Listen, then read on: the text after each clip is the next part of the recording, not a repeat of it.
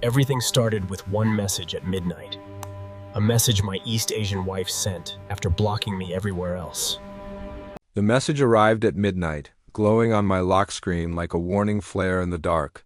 My wife, Amina, had blocked me on every app except the one she used to send the message. She wrote that she needed clarity, which was ironic considering she'd been lying for months. I stared at the text, wondering how many ways a person could say, "I'm leaving," without actually using the word. Our house felt hollow, as if her absence had its own gravity, pulling all the warmth out of the rooms. Her side of the closet was half empty, the hangers crooked as if she'd rushed. I checked the living room and found her favorite jacket missing too, but she hadn't taken her charger. Amina always took her charger. That was how I knew she didn't plan to come back that night. I sat on the couch, the one we'd picked out together, and reread her message until my eyes burned. She said she was staying at a friend's place, but she didn't say which friend. I didn't need Google Maps to guess. Her coworker Ferris had been orbiting her for months. The way his name popped up on her phone at inconvenient hours wasn't subtle. The sudden late nights at the gym weren't subtle either. The new clothes, the different perfume, the growing silence between us, none of it was subtle. But betrayal, I've learned, always hides behind thin curtains, not solid walls. You can see the shadow, you just pretend it's a trick of the light. I went to bed alone, hearing shadows instead of her quiet breathing. The next morning I woke to sunlight that felt too bright for the kind of night I'd had. Coffee tasted like metal. Work emails blurred together into a meaningless wall of text. Amina hadn't texted. Ferris hadn't posted anything online either, and he always posted. By noon, the anxiety was unbearable, so I drove to her office parking lot just to clear my head, or so I told myself. Her car wasn't there. His car wasn't there. As I was leaving, the security guard gave me a look that said he knew something. Small towns have the same problem everywhere. There are no secrets. I went home early and found our neighbor standing on her lawn, pretending to inspect her flowers. She asked if everything was all right, which, in neighbor speak, means I know everything is not all right. Please tell me the details. She said she'd seen Amina leave the night before with a suitcase. I told her I already knew. She told me she hoped things worked out. I told her I hoped so too, but I didn't believe it for a second. That evening, I cooked dinner for one and didn't eat any of it. The food just sat there, getting cold. Amina finally texted at 9 p.m. She said we needed space. She said she'd get her things later. I asked her when later was. She didn't reply. The silence was her answer. 3 days passed with no more messages. On the fourth day, she showed up unannounced. And Ferris was with her. He stayed outside, leaning against his car, as if that made his presence any less insulting. Amina stood at the doorway and said she only wanted her personal belongings.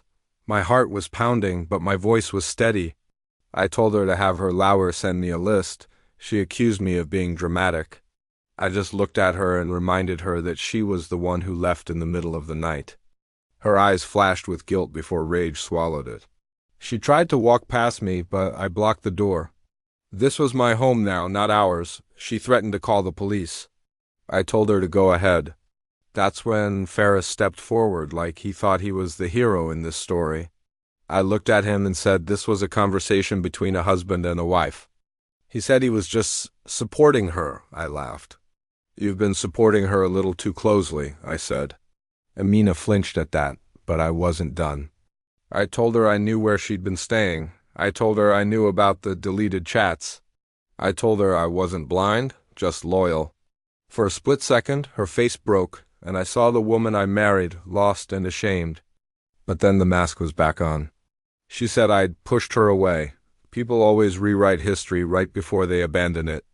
I told her she could take the boxes I'd already prepared for her, but she insisted on going inside, needing to make a scene. She grabbed an old photo frame from our wedding and dropped it. Glass splintered across the floor, a perfect punctuation to our argument. I recorded the whole thing on my phone. Ferris, finally realizing this wasn't his heroic moment, dragged her out of the house. As she left, she screamed that she'd make me regret this. I said nothing. She already had. When they left, the silence in the house felt cleaner, lighter than their presence had. Over the next month, everything unraveled for them.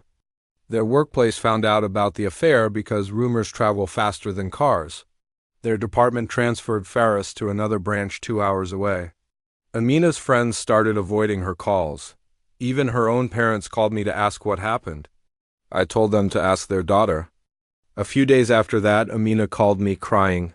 She said she'd made a terrible mistake. She said she wanted to come home. I listened. When she was done, I told her she left home the moment she chose someone else's messages over honesty with me. She begged me to reconsider. I told her that reconsidering, giving the benefit of the doubt, was how I ended up in this pain in the first place. She cried harder when she realized the door she slammed shut was now locked from both sides. When the divorce papers were finalized, she signed them with trembling hands. Faris wasn't with her.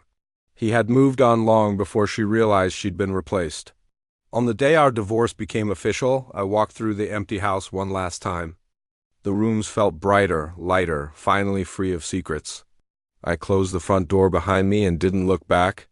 Some endings feel like losses. This one felt like oxygen.